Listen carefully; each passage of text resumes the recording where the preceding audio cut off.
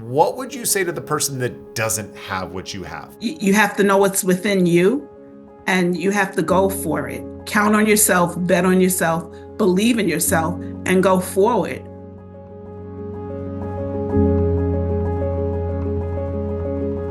Well, welcome. I appreciate you guys joining with me today. I'm so excited to talk with you both.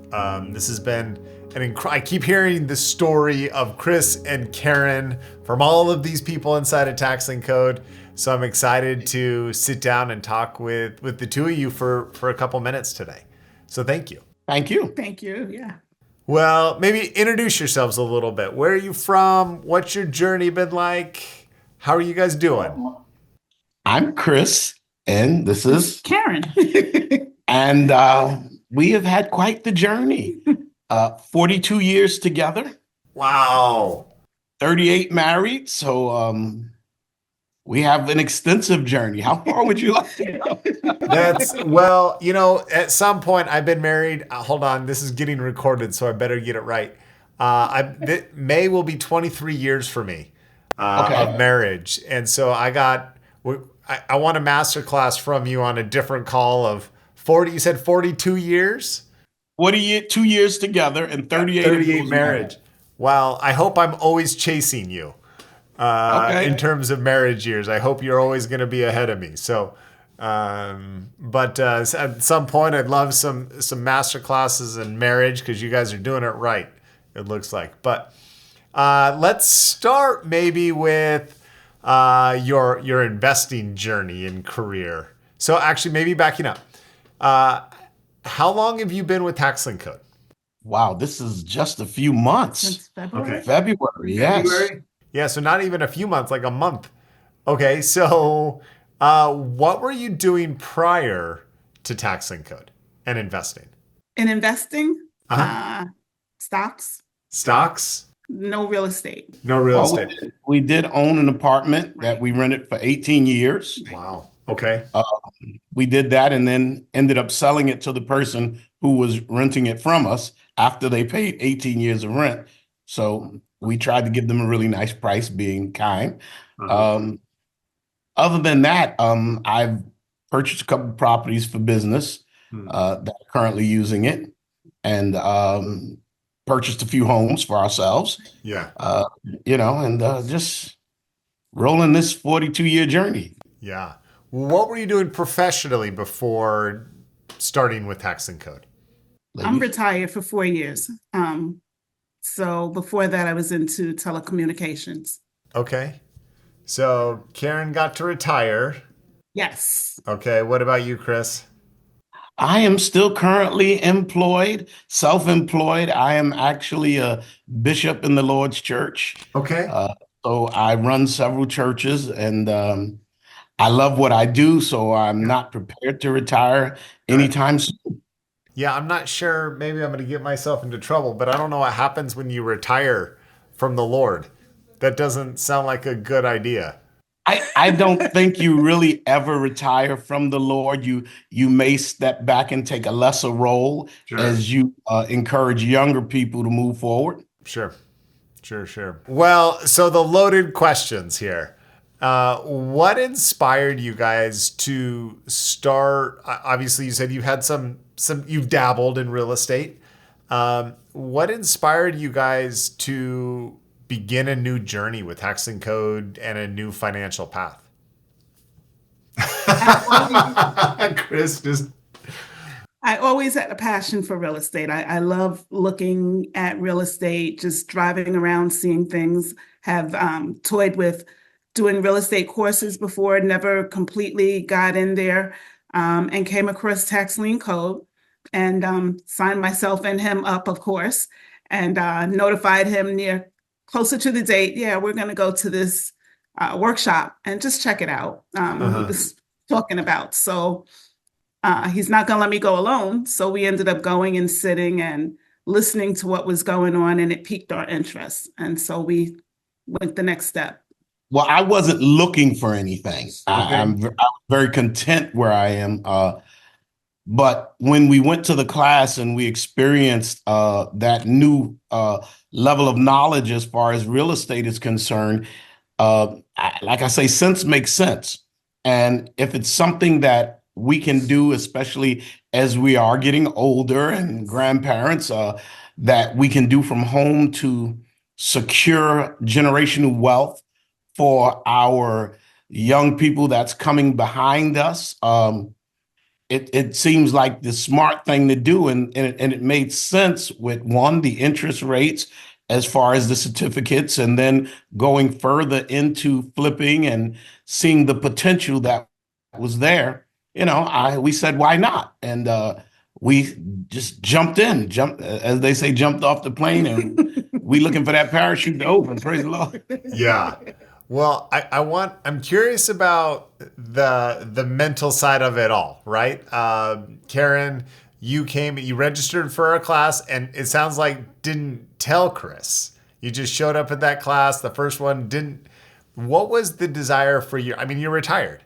Right. Chris has got a great, it sounds like, career path journey, loves what he's doing. You're retired. You're living the dream. You're retired for 4 years. What was the desire? Like, what were you trying to accomplish? You never want to stop where you are. It's always nice to keep growing, get knowledge, and learn more. And if that more helps our family now and when we're gone, then it's a plus win-win situation. There was some hesitancy. You're wondering, okay, is this a pie in the sky? Is this for real? And everybody should be doing this then. So why is this something that's going to work for us? So you go a little skeptical, Yeah. and then you listen. Sometimes more emotional, so that's why I needed him there to reel me in if this was just something that just seemed bananas. But when his logic start clicking in, then I'm like, okay, let's go ahead and go Yeah. forward. And I'm gonna give you the truth of the matter. She's a shopper. yeah, She what? She loves shopping. yes, Okay. She loves spending money. yes. Uh-huh. And that means if someone's constantly spending, someone has to be constantly earning. Yeah. So it was another avenue where we could become earners and that she would be able to do the shopping she likes to do. So then there's, and if you want a master class on marriage, that's one of the key points. You don't change people. You try to help them go along their journey. She likes to shop. I'm gonna help her shop. Love it. Chris, on that note then, when she came home, and as it got closer, as you mentioned, Karen, and she came home, and at some point she ripped the Band-Aid off and said, oh, by the way, I registered us for this class and I'd like you to come. Well, my wife is a very smart woman, first off. She wanted to look into it. I would say she might be a little more gullible than I am. So I said, it sounds good.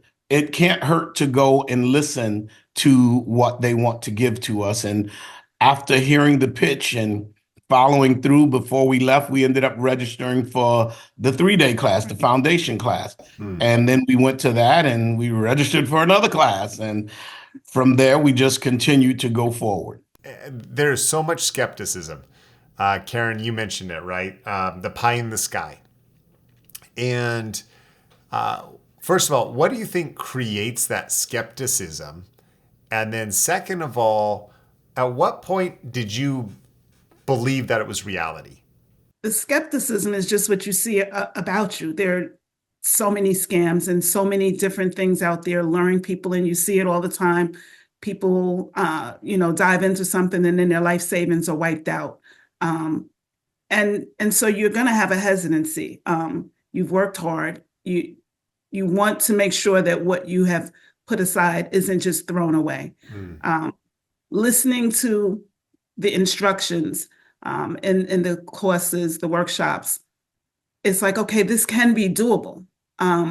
Sense makes sense. It's the government backing some of this. It's not like you're just going out there and there's no backing. Can you have flaws? Yes, I paid for someone's taxes. It didn't feel good, but the great part of it is this morning I got a call from them and they're going to send me a reimbursement check. So I'm grateful, but that made me nervous. Sure. Nobody wants to throw away their money. It's a learning curve. And so you just, who wants to just throw everything away? Yeah. And so when you listen to other people, you listen to the experiences, you're like, okay, we can do this. Yeah. Definitely can do this. You're grinning over there, Chris. What's the grin for? Because I not only listen to the information, but I observe the people who are presenting the information and the lifestyle that some try to project, and they do that verbally, but the nonverbals are more important to me as I watch to see what the truth is about you, and you display that before me. I could absorb because there's some things you can't fake in life. So I watch the characteristics of these people and I listen to what they say. And then, I weigh it and I want to know if this is really logical, making sense to me. And most of all, it did. And that's why we are still in the program now. Yeah. Well, you said something at the very beginning. I think, Karen, you mentioned generational wealth. And that was kind of the driving force for what you're trying to accomplish.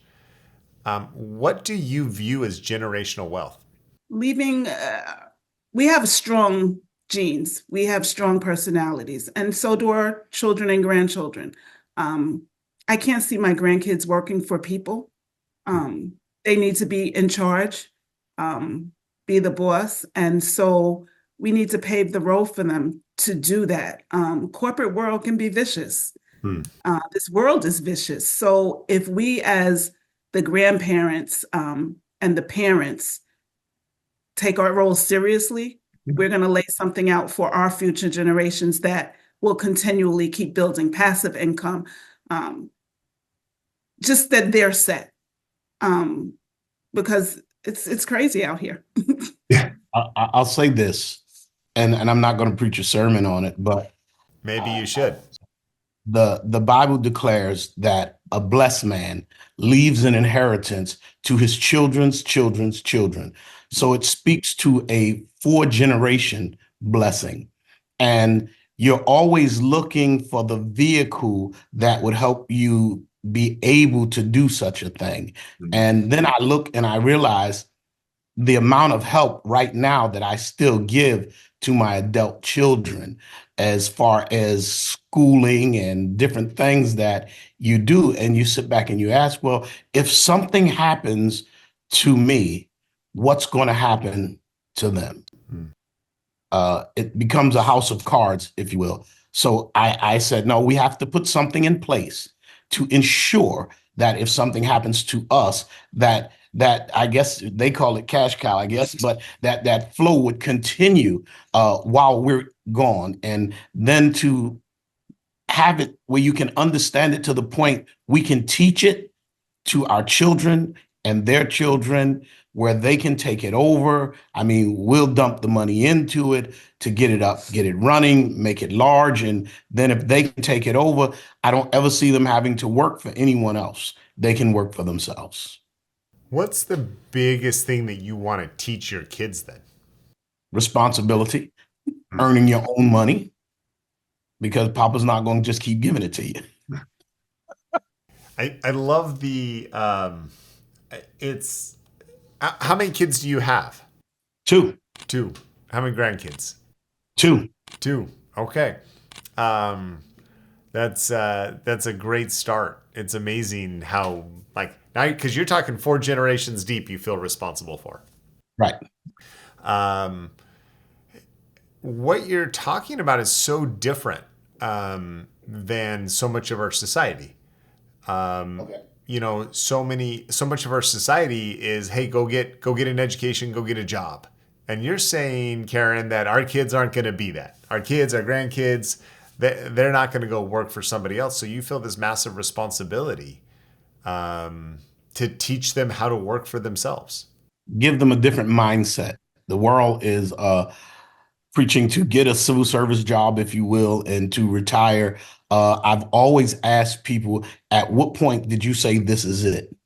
At what point on that job did you say, I'm not going any further, and this is all I'm going to have until the day that I retire, and then till the day I pass away? I can't accept that. I used to have a civil service job. I used to be a building inspector. So transitioning from there into ministry, I had to walk away from a career that I could have stayed on and retired from. But I just believe that there's always more. I believe God leads you down your path. So I went the direction he told me to go, and it's been very fruitful. Well, it's interesting, Karen, because you went down that path you're now telling your kids not to go down. Absolutely. But she had me. Yeah. Well, what did you learn from that path that you're saying, hey, this isn't it? I learned from that path that you make a lot of sacrifices, someone else, and you build their brand and their business. But if something happened to you and you were sick or you had to leave, you're forgotten by them. You're just a number. And I don't want my kids or my grandkids to just be a number for anyone. Yeah. I want them to be in control. I gave 32 years to a company, and did I get some benefits from it? Absolutely. But I don't want my kids to go that route. Well, I'm sure your kids and your grandkids will be blessed from that insight. You know, so many couples, whether they're partnerships or whether they're married or struggle working together. It's hard to work and have a business with a spouse or a partner. What is this shared financial journey or path gonna do for your relationship? Well, you want me to answer? Have that one. Well, I'll prior to this, it has always been a shared journey, even though she was working for the company she worked for 32 years. I've always had teamwork where, okay, I'm going to pay mortgages and this and that and everything that needs to be paid. You maximize your savings. And, ultimately we were working together to build a retirement place. And we actually did that. And we got to the place where we were settled and we could walk away from everything and we could retire. But because I do this, I love what I do, and I'm going to continue serving at that. But it put us in a place where we see what it is to have financial freedom and to really be secure where you are. And I want that for my children. I don't know if they're going to be able to have the same teamwork we had. She's able to do all this saving and just pretty much just put your whole paycheck away, and I'm going to take care of everything. That's hard to find today. Sure. And now we're going into this next level of an endeavor where Karen is really going to be doing a whole lot of this. It was her idea because I still have sermons to study. I still have Bible studies to teach. I still have a lot going on. Yeah. I'm in at least several different states and countries, actually. Really? So yeah, we have church in the Bahamas. We have a church in Haiti. We get around. So we're constantly moving in North Carolina. We're here, we're there. But I think this journey now is just part two of what we were doing, because I'm still doing what I'm doing. And now she's taking on something else to continue to build the nest egg that we want to leave to our children. And I just think it's great. I mean, this is it's the difference between riches and wealth. It feels like such a hot button right now. And as I've thought about my life and my journey and my career, and maybe how my definition of wealth versus riches would have shifted, and what I believe wealth and riches are, I'm curious what you think. Since you brought it up, what's the difference between wealth and rich? I don't have a problem with it. When we start to deal with riches, riches are not eternal. Okay. We do know we can take nothing with us, but wealth transcends generations. Riches are for the individual, Okay. but wealth is more than self-serving because a rich person brags on what they have and what they can do. But when you start to talk about wealth, you're not considering yourself, you're Okay. considering those that come after you. Love it. Now, if you want me to preach to you, I because Hey, I'm about to sign up for that. a lot of people get hung up on the Bible verse that says how hard it is for a rich man Sure. to make it into heaven. But they're dealing with a man who is conceited and selfish, a rich man. But wealth and blessings are to be perpetual. Yeah. Well, and that's what you said from the moment we started. One of the very first things you were talking about was serving your kids and your grandkids and Right. helping them follow in your footsteps. So, Karen, there's a lot of weight here for you. Yes. I mean, this was your decision. This was your, I want to say maybe decision is the wrong word. This was your desire, your motivation from the beginning. You registered and came to a class and then kind of pulled Chris along and now Drag me. dragged you along. But it feels like you have the full support of Chris. He's saying, "Hey, this is what you wanted to do. Go do it." How does that make you feel? It's a good feeling. I'm happy that he has the confidence in me, but that's just more pressure. Um, and so you don't take it lightly. It's important, Yeah. and you want to do the right thing. So the tools, you go to the classes and you listen, and I'm like, did I get that right? I need to make sure that I got that right. So it's a balance. It's a balance, and I don't want to have a misstep, although you may, as I did, have a misstep. But I'm excited. That misstep, we all have them, right? Like Yeah. yours, from the way that you kind of alluded to it, you went to the wrong site, clicked on the wrong button, and instead of buying a tax lien, you accidentally paid for somebody's property taxes when you thought you were buying a tax lien. That's what it sounds like, right? Right. So many times we're all going to have them. Maybe not that specific one, but we all fail. We all make poor decisions. We all make mistakes. We all do the things. When you made that first mistake, I think most people would be like, "Okay, that's it. I'm out. Like, I can't do this." Like, you have that tendency to just be like, "Okay, like, that's a sign. I wasn't supposed to do this. I made a mistake. I'm out." But that doesn't seem to be the mental side of you, Karen. No, I was annoyed that I did it, but that made me say, okay, I need to really look at the steps. How did I do that? How did I make that mistake? Because I don't want to do that again. But now I need to push harder to figure out because each county is different. And it said certificate, and so I clicked it. But in talking to them, they said that they only sell certificates 1 month out of the year, and that didn't make sense to me. But now it's just making me dig in deeper to figure out how we can go about doing this the right way, so that yes, there may be another mistake, but not too many mistakes and not costly mistakes. Yeah. Yeah.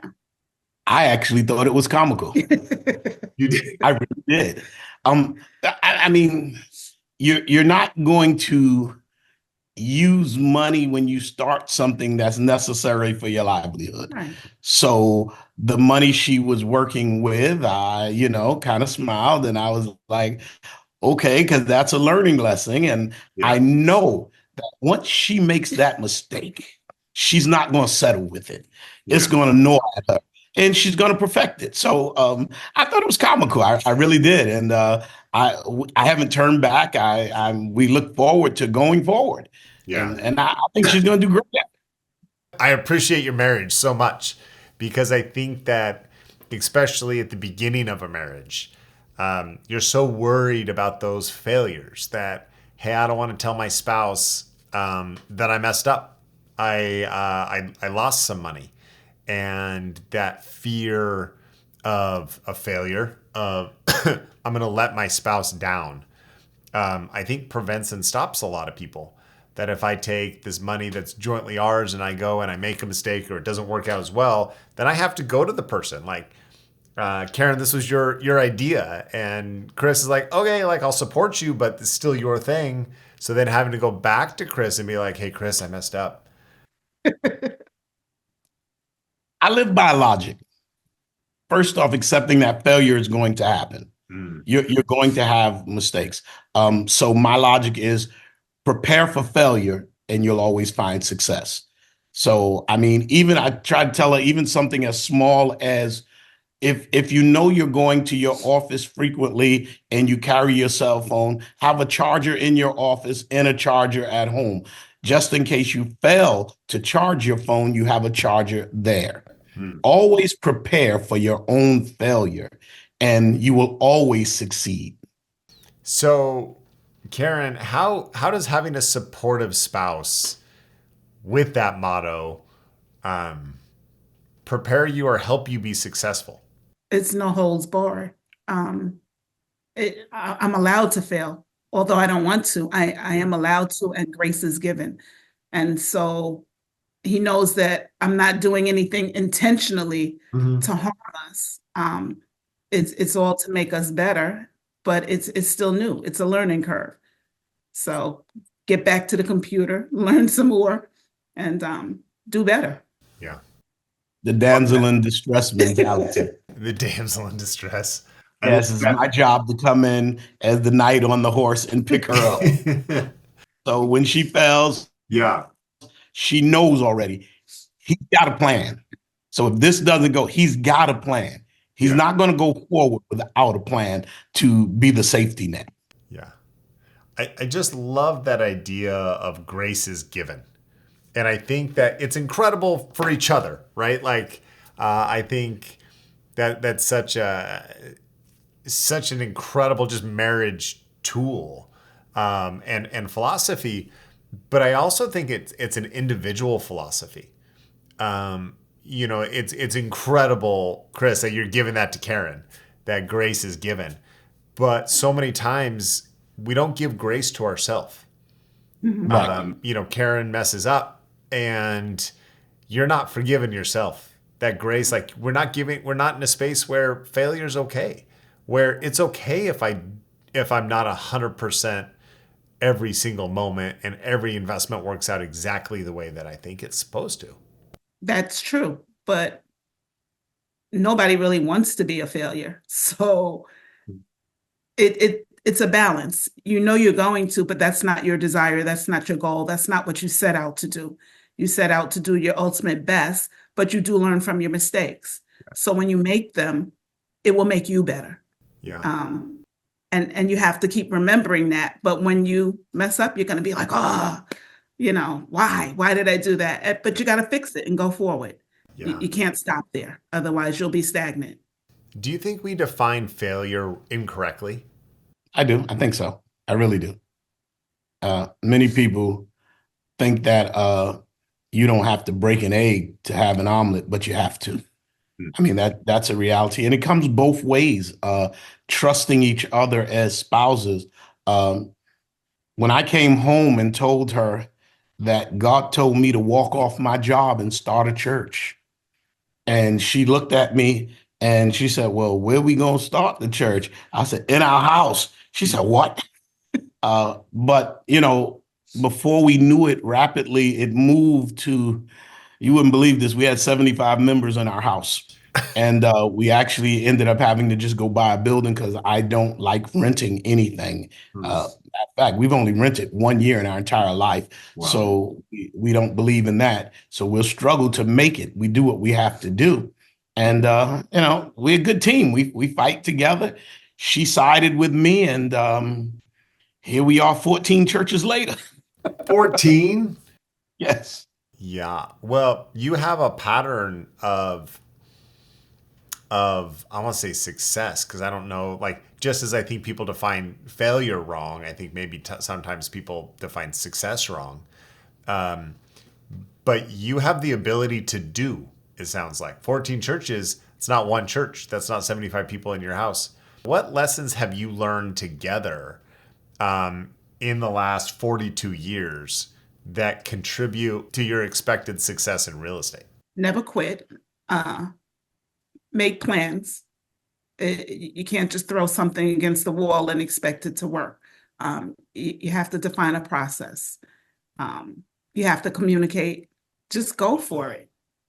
Don't be afraid. Fear is your enemy. So you have to go forward and be positive, and things will work out. Maybe not as you suppose, but the way you suppose is not always the right way. Sometimes our journeys in life, we get detoured, and we had a plan, but our plan wasn't the right plan. Yeah. And so go with it. Just coming across this class, I was like, how did that happen? Yeah. Like I said, I've always, ever since I was younger, just been inquisitive about real estate. So to come across the class, to drag him along, to have his interest piqued, it was like a win-win situation. So you have to step out on the faith, go forward, and things will work out. All right, Chris, I know you're wanting to answer too. I can see it. He's itching. You know, because I look at things different than most people. We started this union with no money. We started this union. The first place we lived was in her mother's basement. Yeah.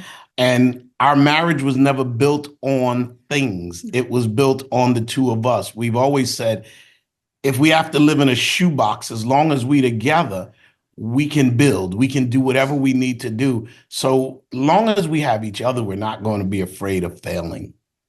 We have what it takes to go forward, and we'll continue to do so no matter what. Yeah. And just because it's a little snow on the roof, don't mean we still don't have a fire in the furnace. We still moving forward. Yeah, I love it. I've never heard the snow on the roof. I like that. You know, I'm sure just as social media goes and our society, so many have flipped through this, that they're not at this part of the conversation because they look at you two and they say, well, of course they made it. Of course, like they're in a loving relationship. They've been together for 42 years. They've had their struggles. They've had their ups, their downs. They've built this relationship where, past failures, past successes are enabling them to be successful. But what would you say to the person that doesn't have what you have, that maybe doesn't have the support of their spouse, or doesn't have a partner, or is on this all by themselves? What would you say to that person? What would you say? I would say you have to count on yourself. You have to know what's within you, and you have to go for it. Nobody else can determine your future. And if you don't take the steps to walk into your future, you're leaving your life, your plans on someone else. Would you do that in the workplace? If you were offered a job and you didn't have the support of everyone else, would you say, no, I don't want the job? No, you're going to walk in there, you're going to make an income, and then you're going to do what you choose. So why stop now? Count on yourself, bet on yourself, believe in yourself, and go forward. There are lessons that can be learned, and that's life. So take the journey. All right, Chris, what's that? She hit the nail on the head. Amen. Believe in yourself. Nobody owes you anything. The world is out there for you if you want to go get it. You have to move forward. All right, tell me where you're going to be in a year. A year from now. I mean, you've been with us for a month. So a year from now, where are you going to be? That's a great question. Mm-hmm. Chris said to me, what do you want to? I want to learn about each step so that I can make a calculated plan. We've been to foundation, we've been to the summit, we're going to the auction, we're registered for commercial. I need to know the pieces and figure out what the best fit is, where to hone in more, conquer that, and then, yes, add the other pieces to it. But we want a multitude of experiences in the real estate. So that's what the goal is. We've just jumped in there and session after session, sign up. Let's figure it out. Figure what our role will best be. Wholesaling, maybe not, maybe. But if you don't know what it entails, you need the knowledge. And so that's why we're going out there. What do you expect your kids to do with it? So a year from now, they've seen mom and dad. How old are your grandkids, by the way? Are they old enough to? 9 and 3. Yeah, so not yet. A year from now, what's going to change in your life that your kids are going to be like, okay, like I'm in? Well, the interest is peaked already. They see their parents jumping on planes and traveling around. Yeah. So they know that there is something that we have been interested in that is important. We've shared bits and pieces, but by next year, we're going to have purchased properties. We're going to have income coming in and be more versed at what we're doing, that we can communicate it better to them. And if they know that we can do it in our seasoned age, then they most definitely would be able to pick up on it and do it because they're go-getters and they're determined. Well, that's incredible. I mean, it's what everything is about. It's why we started Tax Lien Code, to find people just like you, but more importantly, to create that generational wealth, to pass it down from you to your kids and to grandkids. So thanks for jumping on with me today. I appreciate the time. I can't wait to meet you guys. It might be a couple months before I see you at a class, but I can't wait to catch up and see what the journey's been like over the next couple months. We look forward to great success. Success has no limits. We do have goals. The goal is to succeed, but success has no limits. So for me, it would even be hard to say where we're going to be in a year, because I have crazy belief. I believe in her. I believe in me, and I think we're going to go far. Well, I love it. And thank you for setting this up. Thank you for stepping out there to help others. Well, it's been my pleasure.